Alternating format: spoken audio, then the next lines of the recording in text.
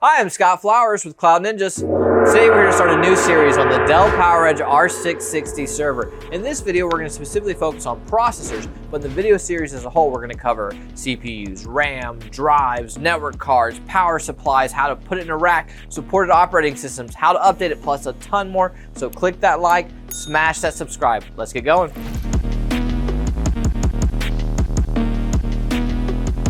Hey, thanks for stopping by today to learn a little bit more about the Dell PowerEdge R660 server. As we mentioned, this video is going to be specifically focused on processors. So what we're going to do is we're going to start off with some just general information about the processors.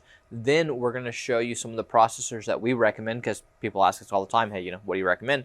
And then we're going to show you how to physically install them into the system and remove your old CPU in case you're trying to upgrade it. So let's just hop in. All right, so there are two CPUs inside. They are an LGA 4677, or as the cool kids like to say, an LGA 4677. Yeah, I don't know, I don't get it either. But so it's a 4677. That means it's going to be an Intel 4th gen or 5th gen scalable. And that's going to be important because that's going to affect your memory speed. And we'll talk about that a little bit more in the second video in this series, which will be the memory video. It also takes Intel Max processors, which are really meant more for HPC or AI, and they have a little bit more GPU memory inside of them, and we can talk about that a little bit more later. But those are going to be the types of processors that you can use with the R660 PowerEdge Dell server. And if you are interested in the Intel Xeon Max processor series, yes, those are meant for HPC, those are meant for AI, data-intensive workloads. That's going to be a little bit better on the performance side than your standard 4th or 5th gen scalable processor. All right, so your 4th gen scalable is going to max out at 56 cores. Your 5th gen scalable is going to max out at 64 cores. So theoretically, you could put 128 cores in this box with two 5th gen scalable 64 core procs. That would be the max that you could put in to the R660. All right, so fun fact, if you are looking at, let's just say, an Intel part number and you're not sure, is it 4th gen, is it 5th gen, hell, is it 3rd or 2nd or 1st from back in the day? What generation scalable processor is it? And that's a great question. And you can Google it, but if you're just looking at it and trying to figure it out real quick, the way you can tell is by the nomenclature and the part number in the second digit.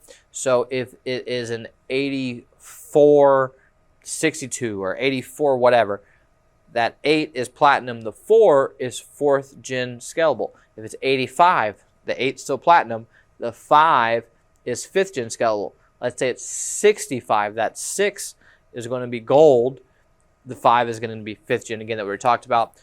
4 in the beginning is going to be silver, 5 is also gold in the beginning, but that second digit, if it's a 2, it's going to be 2nd gen. If it's 3, it's going to be 3rd gen scalable, 4, 4th gen scalable, 5, 5th. Yeah, I mean, you get the point, right? So you can kind of look at it and tell, what you got and what you're working with just based off the part number. All right, now that we know a little bit about the general information, about some of the fun facts, let's talk about what processors we recommend. And really, we always say that depends on your application, your budget. There's a lot that goes into it, right? What are you looking for? If we all could afford Ferraris, we would, well, maybe not everyone, but you get the point. If we could all afford the best, we would all do the best. But sometimes it's not practical for the specific application that you're doing. So we break it down into 3 categories: our low end, our value, and our high end. The low end, wait for it, is going to be your lesser specs, good value processors, right? Stuff that is, I don't like the word cheap, especially for 4th and 5th gen scalable, because they're still so good right now. Maybe in the future you can call them cheap, but that's going to be your lower end, less expensive processors, but they're still very good. Your value is going to be what I like to call our sweet spot. That's going to be, still very budget friendly. It's going to cost more than your low end, but it's going to have great value and great specs overall, better than low end, obviously. And then we have our high end, which is going to be just some of the best of the best of the best. Budget be damned, right? Let's just spend the most money and get the best stuff, right? So we kind of break it down. So we'll throw up a chart, and it's going to break it down into just some of the ones we recommend. And again, it's up to you, and there's a lot of great choices in the 4th and 5th gen scalable. I will also note the 5th gen scalable is when you get the secure confidential compute, and that's important as well. So just a few things to throw out. All right, we've talked enough. Let's get into the really fun stuff. Let's show you how to remove your old CPUs and install your new upgrade. But before we do, let me grab my ESD gear and be right back. Hey, this is Mason with Cloud Ninjas, and today I'll be showing you guys how to properly remove an old processor and install a new one into your Dell PowerEdge R660 server. As you can see, we have our required materials to go through this process.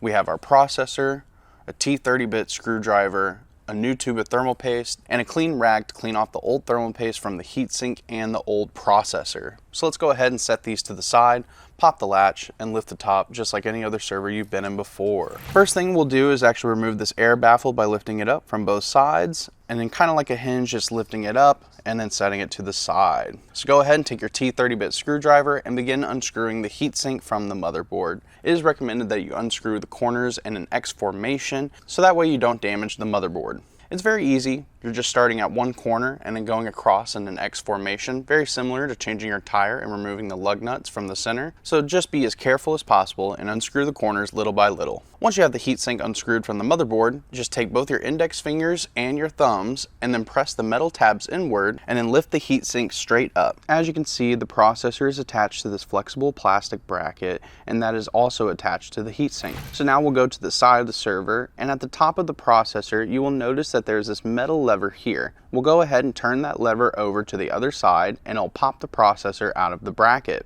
So as you can see, we have this old thermal paste on the processor, and we will need to clean that off here in just a few seconds, since it will have good resale value and we generally like to keep things clean around here. Next, we will remove the bracket from the heatsink. The bracket is secured in the corners by pegs that are holding on to the heatsink. You can simply press these pegs and the bracket will disconnect. However, sometimes it might be in a hard to reach place, so you can go ahead and take a small flathead screwdriver and then simply undo the pegs that you can't reach with your fingers. So once we have those pegs unhooked from the heatsink, we can now remove the bracket and set it to the side. So now we will take our clean rag and begin cleaning off this old thermal paste from our heatsink and old processor. So typically we like to do this to the side of the server, that way none of the old thermal paste flakes off and gets to the socket or the DIMM slots and the motherboard in general. So just make sure you clean the old thermal paste off to the side of the server and not directly over it. Alright, so now that our heatsink is cleaned up, let's go ahead and take our bracket and reattach it to the heatsink by lining up the circles and then pressing down in each corner so that way the pegs hook themselves to the heatsink.